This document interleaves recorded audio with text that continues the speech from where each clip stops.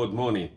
Update for you. First thing to mention, Mark and Kay, who own the truck, have started a YouTube and an Instagram called Follow the Leopard. So, if you would please, I'm going to continue to do the build series, and some of their content at the moment is like a cut down version of me, an edited version of me at the moment chatting through the truck. But then when it's off on its travels, you'll be able to see where it's gone if you follow the leopard. So there we are, quick plug there. Please go give them a follow and a like on Instagram and YouTube and all that sort of caper. So where we've got to at the moment, so we're all painted up. So this has had multiple coats of Raptor. So ain't it looking pretty? I've never seen anything this big painted in Raptor before. We'll show you the box and everything else as we go. Let's concentrate on the front end for a moment. We're waiting on roof racks. They're due imminently. And then we can have our full array of our Strands Siberia lights, our 7-inch and 9-inch lights. Instead of a light bar, we're keeping it round. I think that's going to look amazing. Onto the front bumper, which has been extensively modified. That's the profile of the previous headlights, which were garbage, for want of a better expression. So they're getting massively upgraded, and modifications have been made to the bumper, as you can see there, so it looks kind of factory. By the time that's all painted up, you'll have never known that that wasn't the original headlight. Maybe. Winch is going behind a panel. Winch is in. Where it's in, I don't know whether you can sneak a look at any of the bolts that are in the side there, but it's in the carrier that Top Gun kindly made for us. And then it is well and truly bolted in there. You could hang the truck from there. So he's done a lovely job of that. And then the way that it's worked with the bumper, the number plate will fit across the front of that. And as you're driving down the road, it won't even look like there's a winch on it. So subterfuge. So it'll be very, for the amount of kit that this thing has on it, it'll be very clean looking. So very pleased with that. What else is going on? Front brakes. It's been parked up for some considerable amount of time, and there's an element of wanting to service it going forward, and also underuse that's occurred for the fact that the thing's been parked up and done very little miles over the course of, say, the last year. So the front brakes have been stripped down, and it was found, and Top Gun's done some work to the hubs there, so they already look better. But the decision was made that the existing brakes were, you know, they weren't tip-top. They weren't awful, but they weren't tip-top. So the truck's getting treated. I don't know why I went to pretend to see if I could pick that up. I mean, that's a monster. So that's new brake drums. These are the pads. There's 2 per wheel. That's a brake pad. Look at it. Look at it. I mean, I'm always saying that the scale of this thing doesn't really come out when we're taping on tape, as we are. But I mean, if anything, God, that's heavy. If anything, I can't pick up the brake drum, and I can only lift 1 brake pad at a time. Kind of gives you an indication as to what we're dealing with here. Man alive. Oh, and new dampers and anything that's rubber is getting replaced so it doesn't perish, and all that's all Top Gun's department. Right, so let's pop down here and I'll show you what else is going on. Oh, the cab. Can I get in the cab? Yes, I can. Ah! The cab is... Whoop, are you all right there? Mm-hmm. Trying to knock you out. Been hugely improved. First of all, everything's been pulled off the dashboard so we can get in behind and clean it, and then paint where needs painted. There was some condensation rust and there was some corrosion, so the guys have taken care of that. Captain Jack spent 2 days, bless him, just clean, or 3 days, just cleaning in here. Lots of insulation and sealing up and paint, and just generally getting it much closer to the point where we can drop in things like the world's smallest diesel heater. That's going in. Not to keep the occupants warm though. We're cold rating this down about as far as you can go, where emergency vehicles will still come out to rescue you if you've got a problem.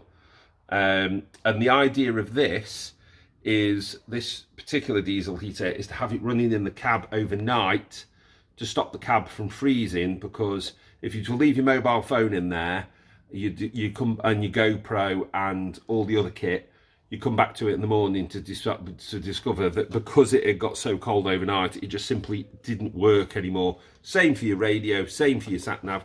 So it's just to prevent the cab from freezing. Okay, so that's got to have some wires pulled into it, and the seat base, which is here, that Top Gun built, along with the new seat. I'll show you one of the seats actually properly, because we didn't do that last time.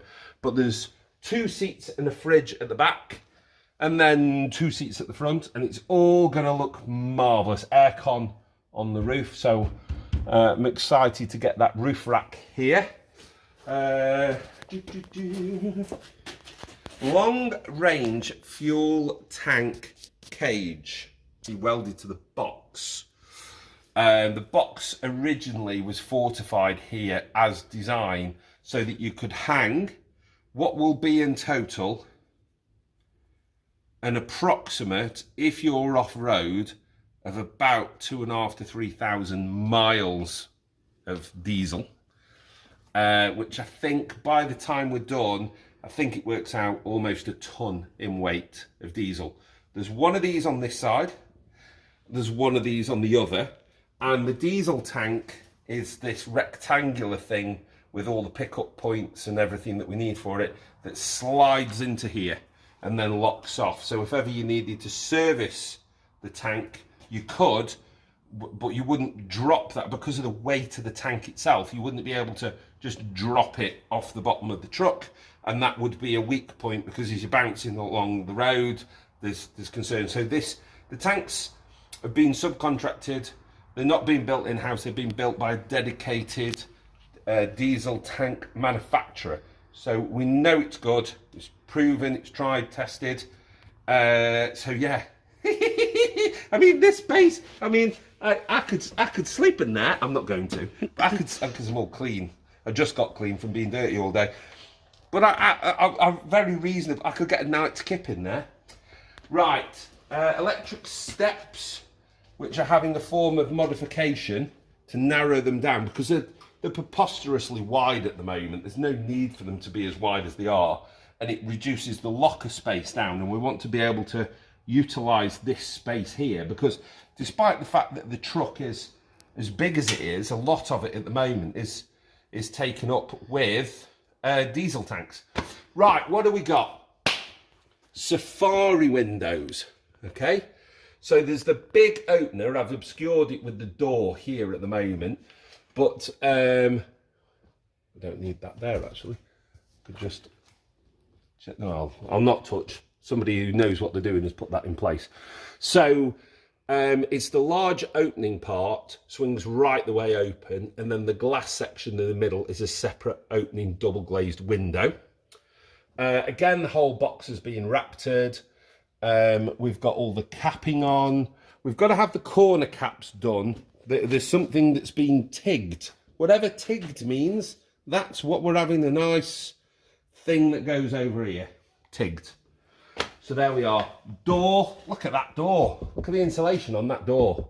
It's not particularly wide. It's no wider than any of the others that you see, but it is a mighty sturdy looking door, this one, and all the details on it are all very nice. To this section here, which I've been working on extensively, should have really turned the lights on, shouldn't I? The battery's disconnected on the inside. If you imagine this, but with like a neon blue LED tint to it. So when you come to fill up your tanks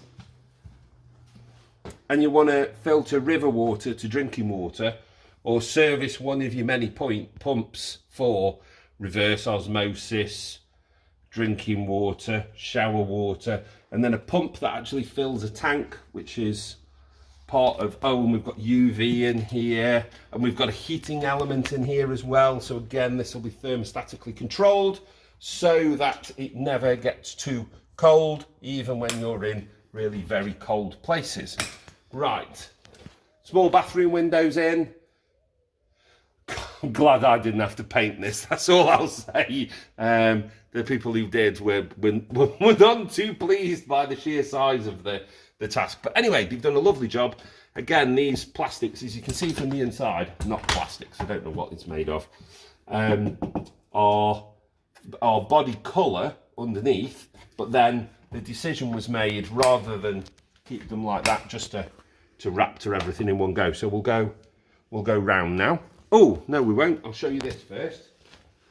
Things like drain points and whatnot are going in now. And there's a bit of a nifty way of doing them. So things like tank drain off points and whatnot, which no one will find particularly exciting, but it just means that I'm getting through the jobs that I need to do on this.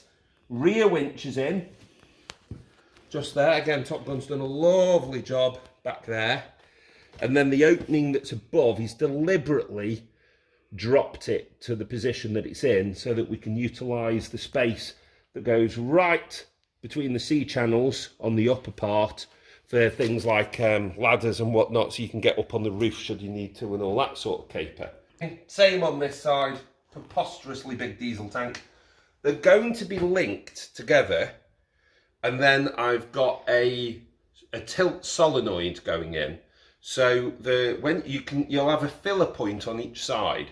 So you can pull up anywhere, stick diesel in from either side. That's useful, and it'll fill both tanks. And both tanks will drain equally.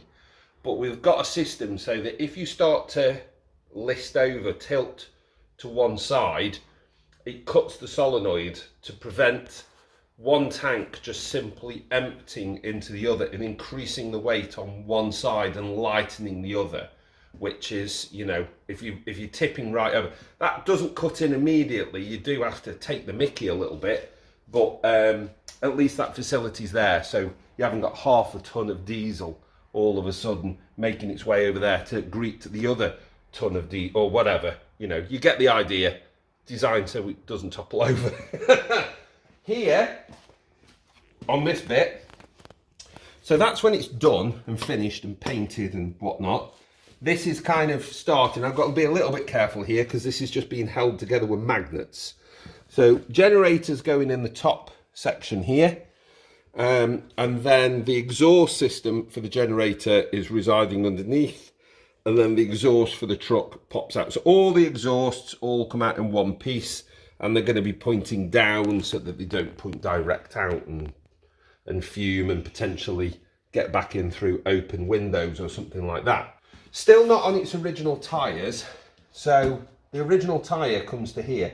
So that box is going to have an extra little cubby on the back of it, but not a massive amount actually. I mean, the boxes are so deep. But first of all, it's got to encounter the suspension, so you've still got to be able to service the suspension. But lest we forget, it's still not on its original tyre. The box is so low at the moment in comparison to what I'm used to. So this might look quite high, but it's because it's on a baby tyre. The actual tyre is so much bigger. I'm not going to try and move it because I'm a complete weakling. Oh, here's one of the seats. That segued nicely. So it's seat belted there.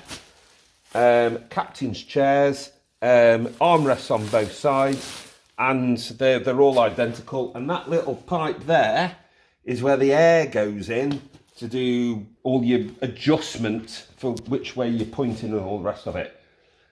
There's a bit of an indication as to what's going on the inside. Right, the box. So there, that's what the inside of the Safari windows look like. And on this side, the wall panelling that's there is waterproof. So you virtually hose down this interior. I don't suggest you do, by the way. The water tanks are fairly structural in the respect of the seating, which is going to be in that U shape there. Okay, so Oh, there's a porcelain toilet flushing Dometic thing here. That's not where it's staying, obviously. That's just there at the moment because I'm working in bathroom. So seating along here, seating along there, socking great big safari window there, socking great big safari window there, and a big old skylight that's going in there, okay, which won't be visible in the day, or won't be visible when the bed is in place, because these brackets here, so there's 4 brackets there, and it's a bed that pops down, pops back up again.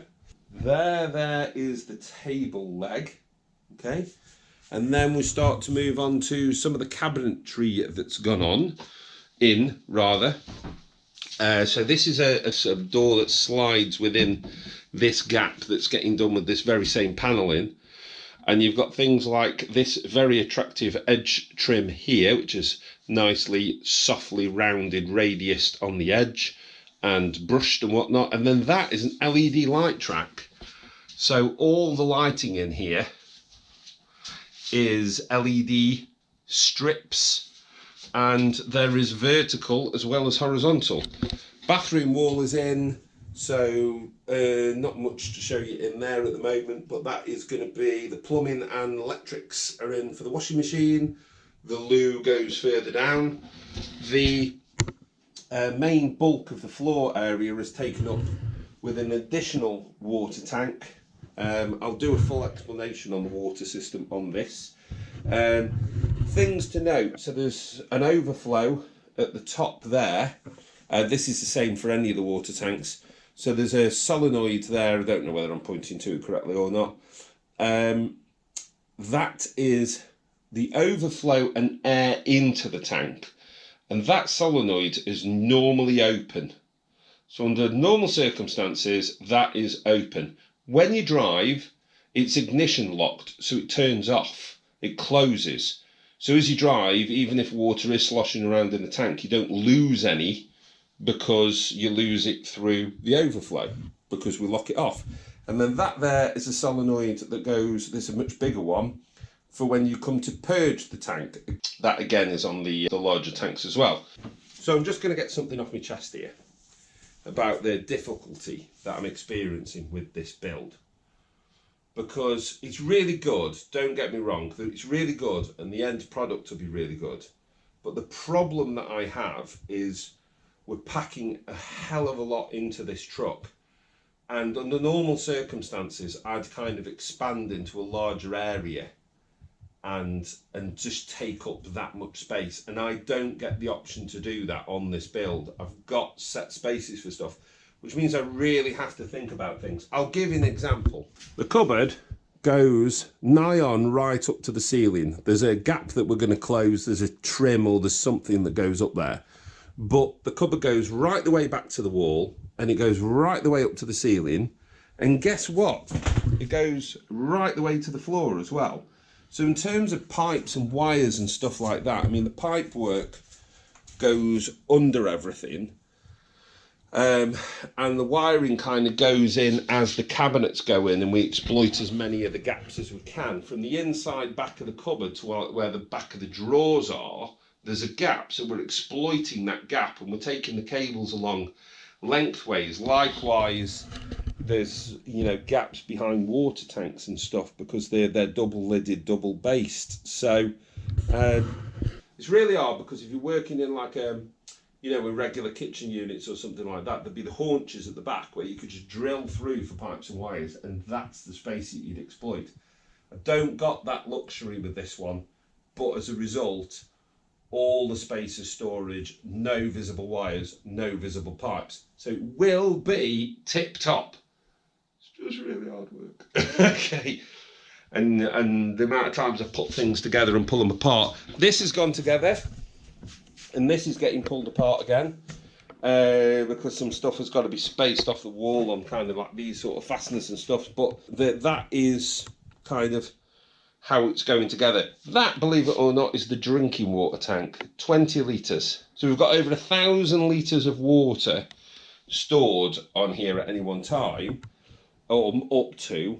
but 20 litres of drinking water. But it will become, when I do the breakdown of how the water system works, you'll gain an understanding as to why you've only got 20 litres.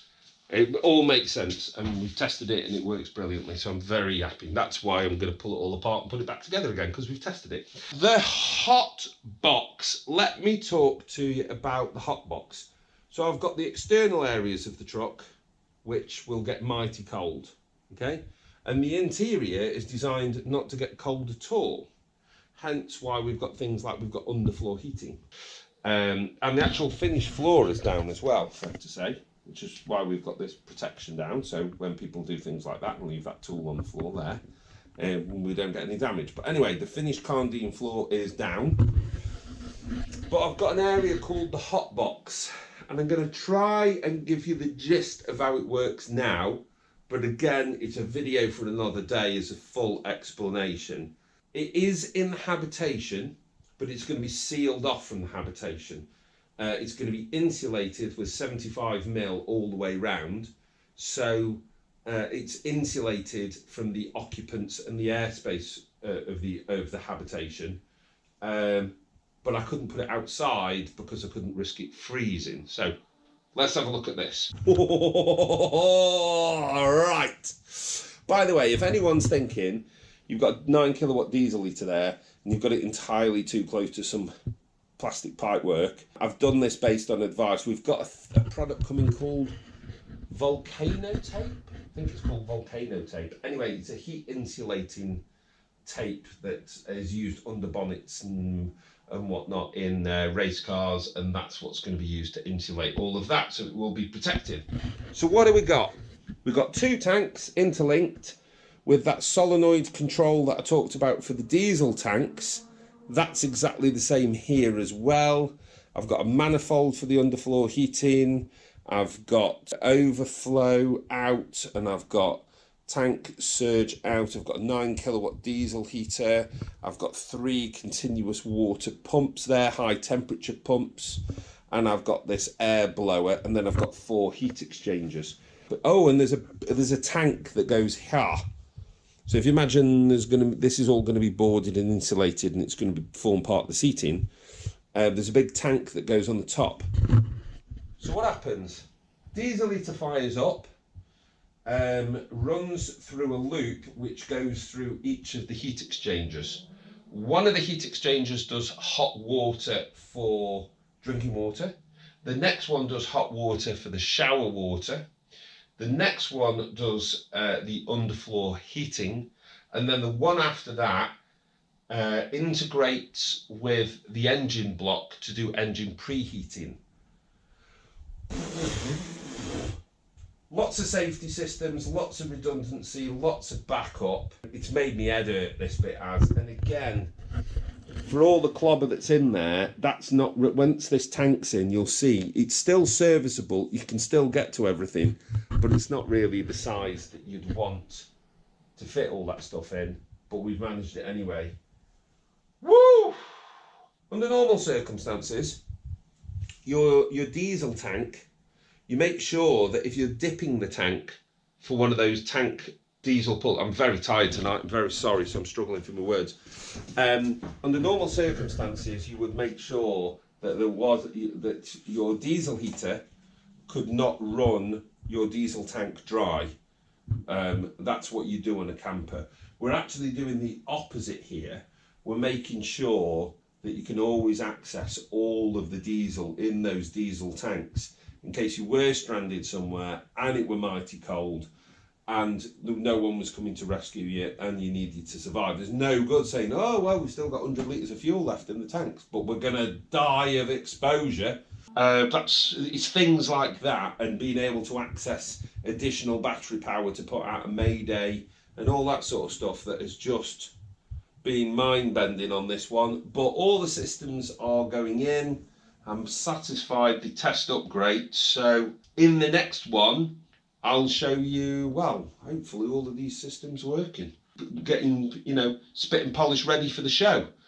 A bit of a long one, this one. But thanks for remaining patient, those who got to the end. Cheerio, ta-ta.